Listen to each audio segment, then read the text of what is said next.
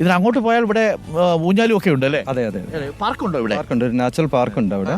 അത് കഴിഞ്ഞ് പിന്നെ നമ്മുടെ ബോട്ടിംഗ് സെന്ററും ബാക്കിയുള്ള. രാവിലെ എത്ര മണിക്ക് തുറക്കുന്നത്? 9 മണിക്ക് തുറക്കും, 5:45 വരെ ഉണ്ട്. 5:45 വരെ കുട്ടികളടക്കമുള്ളവർക്ക് വന്ന് വളരെയധികം സന്തോഷിക്കാവുന്ന ഒരു നിമിഷമാണ്, ആഹ്ലാദ നിമിഷങ്ങൾ ചെലവഴിക്കാവുന്ന ഒരു ഇടമാണ്. നമുക്ക് നടക്കാൻ തോന്നുന്നു.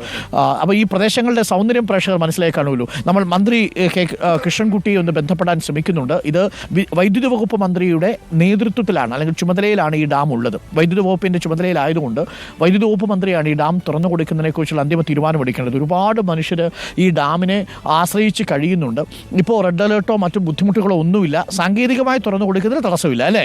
അതെ, തീർച്ചയായിട്ടും മറ്റ് തടസ്സങ്ങളൊന്നുമില്ല. അപ്പം അത് മാനുഷികമായ പരിഗണന വെച്ചുകൊണ്ടും മാത്രമല്ല വയനാടിനെ ഇന്ന് നമുക്ക് പിടിച്ചേ പറ്റത്തുള്ളൂ. അതുകൊണ്ട് മന്ത്രി ഈ കാര്യം ശ്രദ്ധിക്കണം, ഉദ്യോഗസ്ഥരോട് ആവശ്യപ്പെടണം, കളക്ടറോടും ഇത് ആവശ്യപ്പെടുക. ഏറ്റവും ഒടുവിൽ നമ്മൾക്ക് ലഭിക്കുന്ന വിവരം അനുസരിച്ച് ഒരു ബുദ്ധിമുട്ടും ഇത് തുറന്നു കൊടുക്കാൻ ഇപ്പോൾ ഇല്ല അല്ലേ? ബ്ലോക്ക് പഞ്ചായത്ത് ഇവിടെ ആർക്കും അതിന് വിയോജിപ്പും ഇല്ല, ആർക്കും എതിർപ്പും ഇല്ല. അപ്പോൾ ഇതിനകത്ത് എല്ലാ മനുഷ്യരും ഒറ്റക്കെട്ടാണ്. സാങ്കേതിക വിദഗ്ധരും പറയുന്നത് ഇത് തുറന്നു കൊടുക്കാൻ ബുദ്ധിമുട്ടില്ല. പലപ്പോഴും ഈ സർക്കാർ സംവിധാനങ്ങൾ ഈ ജനങ്ങളുടെ ആവശ്യങ്ങൾക്കനുസരിച്ച് വേണ്ട വേഗതയിൽ പ്രതികരിക്കുന്നുണ്ടോ എന്നെനിക്ക് സംശയം തോന്നാറുണ്ട്. ക്യാമ്പിലെ അനുഭവം തന്നെയാണ് കേട്ടോ. നമ്മൾ മേപ്പാടി ക്യാമ്പിൽ ഇന്നലെ നടത്തിയ ചർച്ചയിൽ പ്രേക്ഷകർക്ക് മനസ്സിലായിട്ടുണ്ടാവും. ഒരു ഘട്ടത്തിൽ വലിയ വേഗതയുണ്ടാവും, അത് കഴിഞ്ഞാൽ പിന്നീട് എല്ലാവരും ഈ രംഗത്ത് നിന്ന് പിന്മാറും, പിന്നെ വേഗതയൊന്നും ഉണ്ടാവില്ല. സർക്കാർ സംവിധാനം ഇങ്ങനെ ഇതൊന്നും അന്വേഷിക്കാതെ കിടക്കും. ഇത് ഈ പ്രദേശത്തെ മുഴുവൻ ആളുകളുടെയും ജീവിതത്തെ ബാധിക്കുന്നൊരു പ്രശ്നമാണ്. അതുകൊണ്ട് മന്ത്രി അത് പഠിച്ചിട്ടില്ല എന്നാണ് പറയാൻ പോകുന്നതെങ്കിൽ തീർച്ചയായിട്ടും മന്ത്രി അത് ചോദിക്കണം. ഒരു ഫോൺ കോളിൽ തീരാവുന്ന പ്രശ്നമല്ലേ ഉള്ളൂ. ഇപ്പോൾ ഒരു പ്രശ്നവും ഇല്ലല്ലോ ഈ ഡാം തുറന്നു കൊടുക്കുന്നതിന്. ഇല്ല എങ്കിൽ പിന്നെ ഡാം തുറന്നു കൊടുക്കണം. അത് ഓരോ ദിവസം വൈകുന്നതോറും അത്രയും വലിയ നഷ്ടമാണ് അല്ലേ? ഭയങ്കര നഷ്ടമുണ്ട്.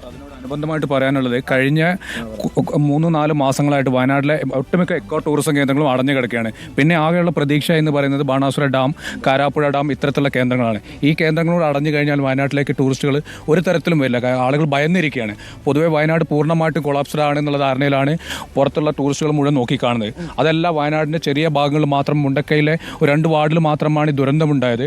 നമ്മൾ തന്നെ ഒരു തീരുമാനം എടുത്തിരുന്നു. അതായത് നമ്മൾ വയനാട് ദുരന്തം എന്ന് പറയില്ല എന്ന് നമ്മൾ തീരുമാനിച്ചു. ഞങ്ങൾ എന്നിട്ട് ചൂരൽമല മുണ്ടക്കൈ ദുരന്തം എന്ന് ഞങ്ങൾ പേര് മാറ്റിയിട്ടുണ്ട്.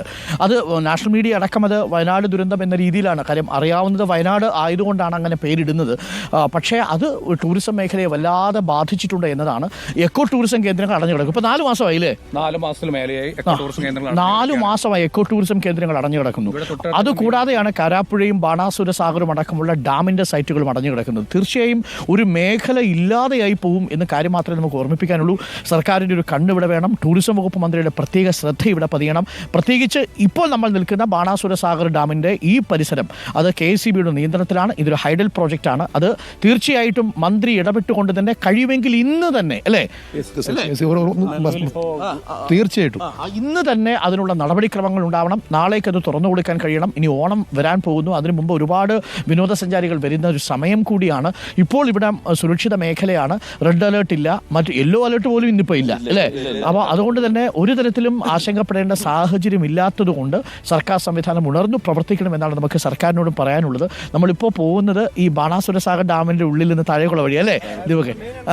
ഇത് മെയിൻ എൻട്രൻസിലേക്ക് പോകുന്നു. അതെ അതെ, അവിടെ നമ്മളെ ഈ പറഞ്ഞ പോലെ നിരവധിയായ മനുഷ്യർ കാത്തിരിക്കുന്നു. അവിടെ കാത്തിരിപ്പുണ്ടോ? അത് ശരി. അപ്പോൾ നമുക്ക് അവരെ കാണാം. അപ്പോൾ നമുക്ക് അവരെ ഒന്ന് കാണാം. നമ്മളിവിടെ വന്നു, ഈ കാഴ്ചയും വാർത്തയും പ്രേക്ഷകരിലേക്ക് എത്തിക്കുന്നു എന്നറിഞ്ഞ് എത്തിയ നിരവധി മനുഷ്യർ താഴെയുണ്ട് എന്നാണ് പറയുന്നത്. നമുക്ക് അവരെയൊക്കെ ഒന്ന് കാണാം. അവരുടെ വിശേഷങ്ങളും ആവശ്യങ്ങളും നമുക്ക് പ്രേക്ഷകരുടെ മുന്നിൽ രേഖപ്പെടുത്തുക കൂടി ചെയ്യാം. തകർക്കാൻ അനുവദിക്കരുത് അല്ലേ? തളർന്നു പോകാൻ അനുവദിക്കരുത് വയനാടിനെ. നമുക്കത് തിരികെ പിടിക്കേണ്ടതുണ്ട്. റിപ്പോർട്ടർ ക്യാമ്പയിൻ തുടരുകയാണ്. തീർച്ചയായും വയനാടിനെ നമുക്ക് കൈപിടിച്ചുയർത്തണം. നമുക്ക് വീണ്ടെടുക്കണം വയനാടിനെ.